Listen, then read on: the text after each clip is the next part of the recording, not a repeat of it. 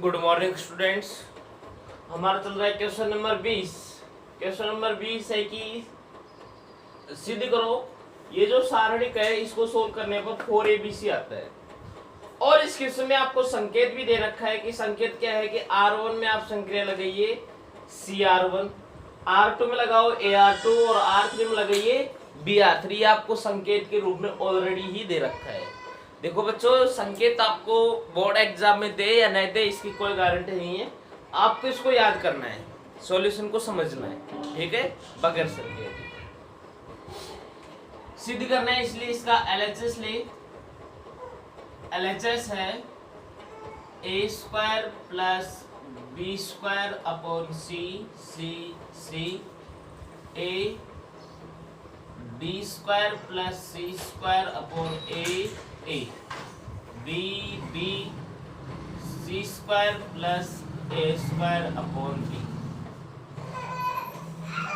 Okay, तो अब इसकी संक्रिया ही लगा देते हैं जो इसने दे रखी है संकेत के रूप में। R1 में संक्रिया लगा देता हूं CR1, R2 में संक्रिया लगा देते हैं AR2 और R3 में संक्रिया लगा देते हैं BR3। देखिए क्या बन जाएगा कि इस प्रकार से जब आप संक्रिया लगा रहे हो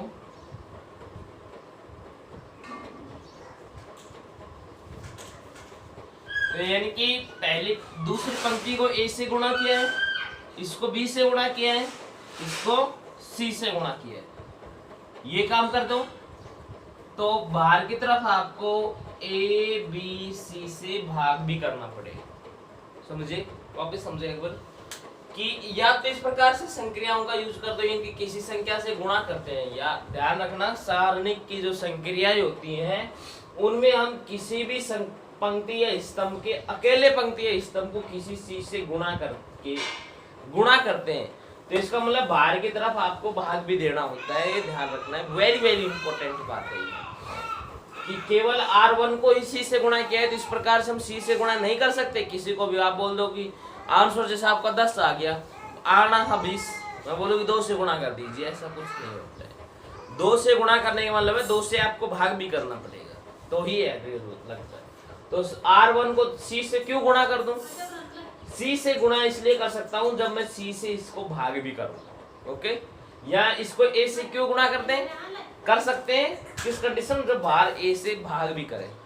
और या B से गुणा कर रहे हो तो आपको मतलब है B से भाग भी करना पड़े।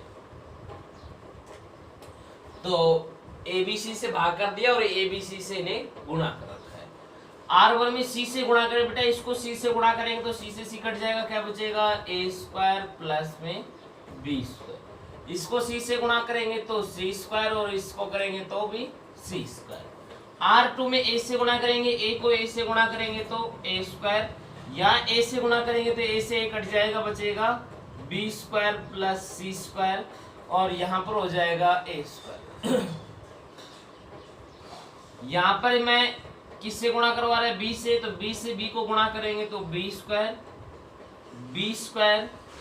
C² प्लस में A²। इस प्रकार से अब हम क्या करते हैं, देखिए कोई जीरो बनाने की कोशिश करेंगे। और जीरो कैसे बना सकता हूं? देखो, 2 बेसिक संक्रियाएं होती है, सभी को पंक्ति में जोड़ दो, सभी को स्तंभ में जोड़ दो। मैं ऊपर इस पंक्ति में जोड़ूं तो क्या हो जाएगा? A² plus B² plus A² B², यानी कि 2A² प्लस 2B²। या जोड़ूंगा तो 2C² 2B², 2A² 2C², कोई सेम नहीं बनता है। इधर की तरफ जोड़ेंगे तो भी कुछ ऐसा ही काम बनेगा, सेम नहीं बनेगा। तो आप ऐसा कीजिए, जब सेम बन ही नहीं रहा है तो हम क्या करते हैं, डायरेक्ट कोई ना कोई जीरो बनाने की कोशिश करते हैं। और डायरेक्ट जीरो बनाने का मतलब देखो A² प्लस B², इसमें से इसको घटा दूं और इसको घटा दूं, यानी कि R1 में क्या संक्रिया लगा रहा हूं? R1 minus R2 plus R3, यानी कि इन दोनों को जोड़ दूं A² प्लस B² और इसमें से घटाऊंगा तो दोनों के दोनों कट जाएंगे। तो एक जीरो तो बढ़ेगा कम से कम। तो यहाँ R1 में संक्रिया लगा रहा हूं, R1 माइनस R1 में से घटाएंगे किसको? R2 प्लस में R3, इन दोनों को जोड़ेंगे तो A² प्लस B², इसमें से घटाएंगे तो संपूर्ण कट जाएगा। तो 1/ABC। R1 क्या है देखो, अब वापस से करके देख लो। R1 है आपकी A² + B² में से घटा रहे किसको, R2 R3। R2 में है A² और R3 में है B²। तो A² + B² minus A² minus B², क्या बन गया 0। फिर R1 में है C² में से घटाएंगे किसको, R2 + R3। R2 में है B² + C² + B²। तो C² minus B² minus C² minus B², ये कट गया तो माइनस का 2B², तो यहाँ आगे माइनस का 2B²। फिर इसमें करेंगे R1 है C² में से घटाएंगे किसको, R2 + R3 C² + A²। तो C² minus A² minus C² minus A², तो माइनस का 2A, यह आ गया minus 2A²। A² B² B² + C² A², B² C² plus में A²।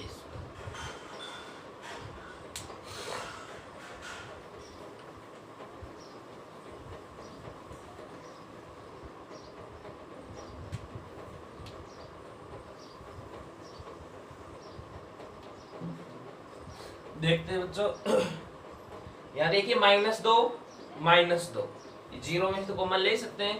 तो यहाँ से मैंने माइनस का 2 कॉमन ले लिया और नीचे चल रहा है आपका ABC। तो अब सारणी क्या बचा है 0। देखो माइनस का 2 चला गया तो क्या बचा है B² और -2 चला गया तो A²।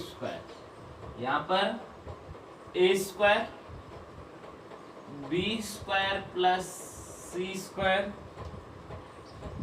A², B² और C² प्लस में A²।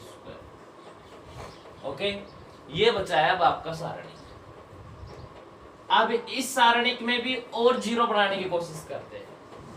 और जीरो किस किस रूप से बना सकता हूं, देखिए इस A में से A को घटाऊं तो यहाँ पर एक जीरो बढ़ सकता है, और एक B में से B को घटाऊंगा तो यहाँ पर एक जीरो बढ़ सकता है। तो जहां जहां बना सकते हैं वहां तो बनाते हैं कि R2 में संक्रिया लगा दूं R2 माइनस R1, यानी कि A में से A घटेगा तो यहाँ पर क्या बन जाएगा 0। और एक R3 में लगा लूं, R3 में क्या संक्रिया लगाई है R3 माइनस R1, क्योंकि B में से B घटेगा तो भी यहाँ पर क्या बन जाएगा 0। तो यहाँ चल रहा है आपका -2/ABC। ये 0 है क्योंकि R1 में कोई नहीं लगाया तो R1 ऐसे कैसे B² A²। अब R2 में क्या संक्रिया लगाई R2 माइनस R1, यानी कि A² में से 0 घटाएंगे क्या बचेगा A²। यहाँ पर B² + C² में से B² घटाएंगे तो ओनली बच जाएगा C², और A² में से A² घटेगा तो 0। नेक्स्ट R3 माइनस R1, यानी कि B² minus 0, it means B²। B² minus B² 0, और C² प्लस A² में से घटाएंगे A², तो ये कट जाएगा तो बचेगा ओनली C²। और अब क्या करते हैं, अब इसका डायरेक्ट हम प्रसार कर देते हैं। प्रसार करने पर तो बाहर चल रहा है -2/ABC 0। इसके लिए उपसारणी के लिखो मत लिखो, आंसर तो 0 आएगा। दूसरे नंबर पे है B², इसके लिए उपसारणी पंक्ति छोड़ दो, स्तंभ छोड़ दो तो बचेगा A² 0 B² C² प्लस में A²। इसके लिए पंक्ति स्तंभ छोड़ेंगे तो A² C² B² 0,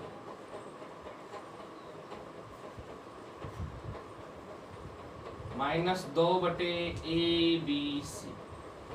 ये 0 कैंसिल आउट हो जाएगा, यहाँ पर बचा है माइनस का b², इसको गुणा करेंगे तो a² c² -0 से गुणा करेंगे तो 0, प्लस में a², यहाँ 0 माइनस b² c²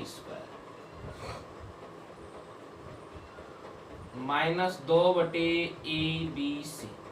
यहाँ इससे गुणा कर दे तो क्या मिल जाएगा, माइनस का a² b² c², 0 से गुणा करेंगे 0, फिर इसको यहाँ पर गुणा करेंगे 0 से करेंगे 0 और यहाँ गुणा करेंगे तो माइनस का a² b² c², ये दोनों जोड़ दे, माइनस का माइनस के 2 हो जाएंगे, यानी कि -2/ABC गुणा में माइनस का 2 a² b² c², तो माइनस माइनस प्लस का 4 a² b² c² बटे में ABC, एक ABC काट देंगे तो बचेगा 4ABC, यही है RHS।